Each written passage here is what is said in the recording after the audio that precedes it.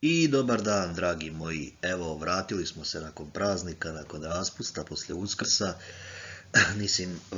Nismo se vratili još u klupe, ali školske, ali valja će doći to. Ali mi nastavljamo dalje sa gradivom.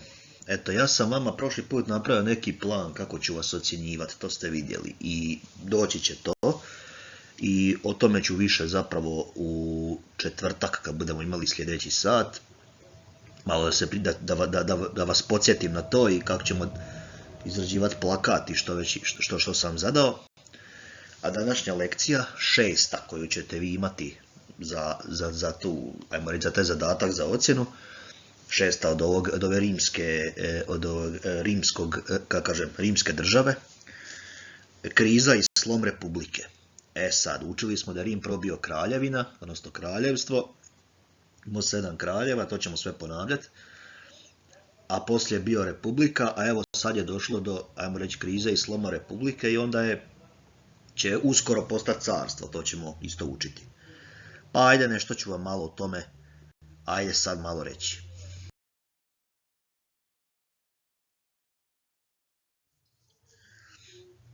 Neću dužiti previše, evo ovo je sve što ćete vi morati prepisati i što ću vam danas pričati. Evo ovako, Rim je, učili smo da je osvajao puno toga, osvojio je cijeli Apeninski poluotok, čitavo Sredozemlje, onim punskim ratovima, sjećate se kad smo učili što je sve osvojio. Međutim, pazite, kad se neka država širi, puno osvaja, to zvuči dobro, kako ne, mislim, bogate se, puno ojačaju, ali sve to ima i svoje nedostatke. Znate, tako vam je to, sve ima svoje prednosti i nedostatke.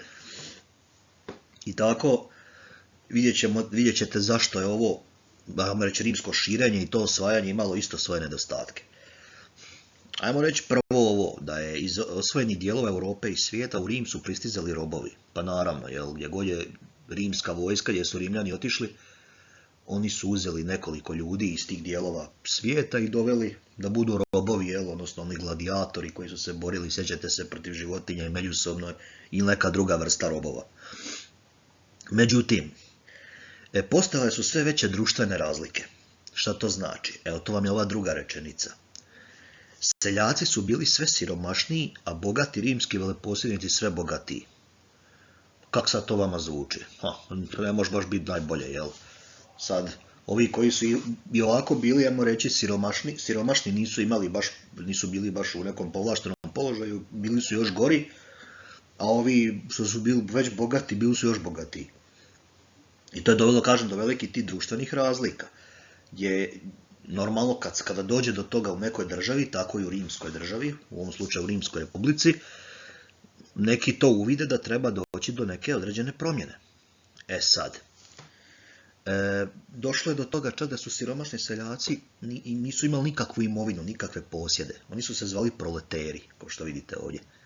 To ima taj naziv jedan koji je nastao u rimskoj državi, kasnije ćemo njega učiti još u 6. razredu, 7. i tako dalje. Znači, siromašni seljaci koji su bili toliko siromašni da su izgubili čak i svoje posjede koje su imali. Ono malo. Znači, oduzeo im je bogati veleposjednik. Sad, eto, kažem, kao neko je to uvidio i normalno da je pokušao dići pobunu. Znate, kad god je neko loše stanje u nekoj državi ili negdje, to kad budemo učili i do sada što smo učili, naviknite da će uvijek biti neka pobuna u pitanju. Sjetite se pobune robova. Učili smo ono kad je Spartak digao pobunu robova 73. godine prije Krista, prije nove ere, ali sjetite se isto kako je to završilo. Loše, jel? Naravno, robovi digli pobunu i rimska vojska i odnosno općenito svi povlašteni rimski slojevi su ih uspjeli, ajmo reći, nažalost, ubiti i srediti. Eto sad, vidite, ovdje su se javila neka braća, Tiberije, Gaj, Graccho. Oni su bili pučki tribuni koji su se zalagali za podjelu državne zemlje seljacima. Ovdje ima jedan višak zemlje, vidite, podjelu zemlje na veze. U biti, oni su se zalagali za neki pravedan sistem, znači da se da se državna zemlja koja nije pripadala, ajmo reći, pripadala državi nikome, da se njima da, jer su već izgubili ovo prije, jel, što su gubili. Normalno, vlast nije htjela ni čut. Šta vi lupetate, šta vi hoćete, nema od tog ništa. I oni digli pobunu. Digli su ustanak, digli su pobunu i poveli nekoliko ljudi, jel, sa sobom u to, ali vidite šta ispod piše, ubijeni u pobuni. Naravno, nije uspjelo i nažalost braća su završila tragično. Ubijeni su obojica. E sad, osim tih bogatih rimskih veleposjednika koji su bili sve bogatiji, vojni zapovjednici su bili sve moćniji. Sjetite se, oni su dobivali status imperatora i oni su bili slavljeni, naravno, kad bi osvojili neki u nekom pohodu ili ratu nešto. Oni su bili, kako su bili dočekivani ispod onog slavoluka što smo pričali, oni su bili sve moćniji, ti rimski zapovjednici. A isto tako znamo da je senat upravljao vojskom, to smo učili. Međutim, vojska je toliko slavila te vojne zapovjednike, znači ne samo u ratu, nego ih i u miru slavila. Toliko da je direktno htjela samo njih slušati, a ne senat. Pa su oni, ajmo reći, dobili neku, ajmo to tako reći, titulu, iako to nije bilo ništa formalno, gospodari rata. Znači, ti rimski vojni zapovjednici su dobili status gospodari rata. Normalno, vojska njih slušala i na taj način su oni stjecali slavu i moć. Jedan od tih zapovjednika, evo vidite ga na slici ovdje dolje, ovaj dolje što digo ruku i pokazuje, Gaj Julije Cezar, to je on. On je postao gospodar Rima. Upravo na jedan od tih, kako kažem, vojnih zapovjednika koji na taj način stekao moć i postao jednostavno gospodar kompletnog Rima. Spominjali smo kad je Rim osvojio Galiju. On je osvojio Galiju, taj Cezar. To je današnja Francuska, ajmo reći otprilike. Osvojio Galiju i međutim kad je već bio u Galiji, njega su zvali.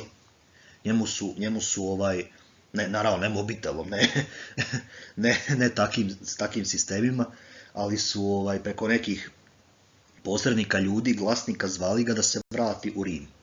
On je to odbio.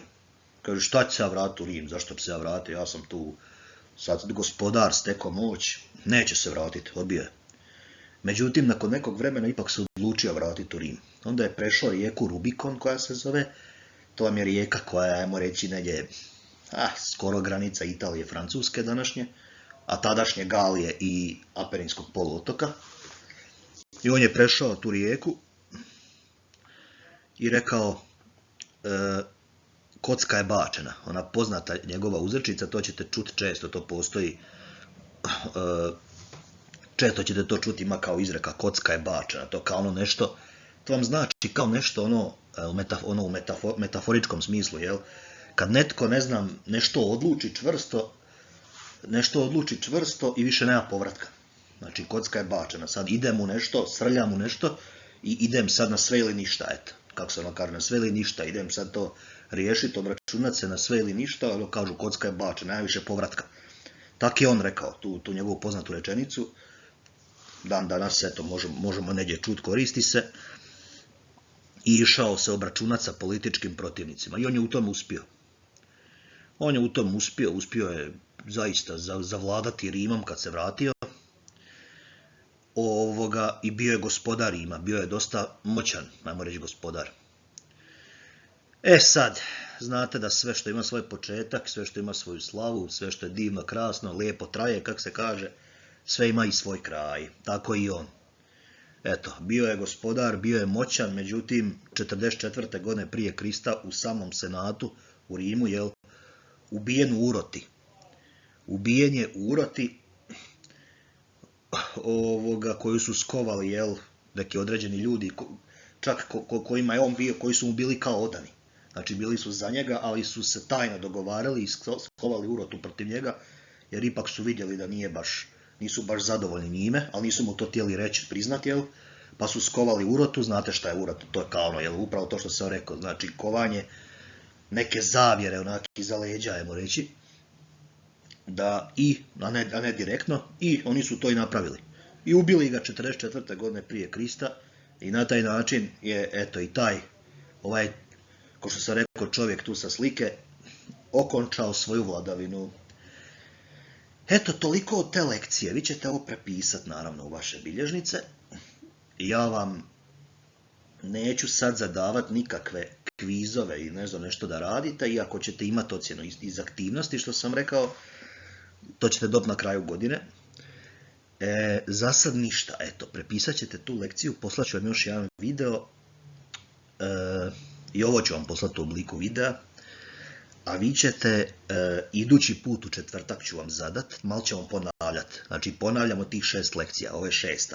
Počinjemo od osnutka Rima i zadat ću vam tko će šta napraviti u plakatu. Tako da, eto, ja vas sve sad već pozivam ovom prilikom, znam da ste vi generalno dobar razred i da s vama i na ovoj online nastavi nisam imao nikakvih ni problema ni ništa, ali svejedno meni je dužnost da vam kažem da sad, eto, kreće ocjenjivanje, da možda su vas već neki počeli, ja još nisam, ja ću iduće nedelje tamo, idući četvrtak, onda ćete imati rok da napravite neki plakat ili plakatić, kako god, svatko sam, pazite, nema u paru, nema ništa, svatko će sam to napraviti, ja ću vam dati kriterije ocjenjivanja za to. Ništa strašno, neće biti ništa teško, ne brinite, kažem samo ću vam dati određene upute i smjernice kako da to napravite i svakom ću zadati neku lekciju, ali zato idući sad ponavljamo. No dobro, o tome više nešto ćemo u četvrtak, sad eto zaključujemo ovo. Ja vas lijepo pozdravljam, eto i još jednom, eto ajde, makar i na ovaj način, drago mi je da vam se mogu obratiti, eto, nakon koliko, eto, 7 do 10 dana kad smo se zadnji put, eto, na ovaj način čuli. Budite pozdravljeni i vrijedni i marljivi koji uvijek.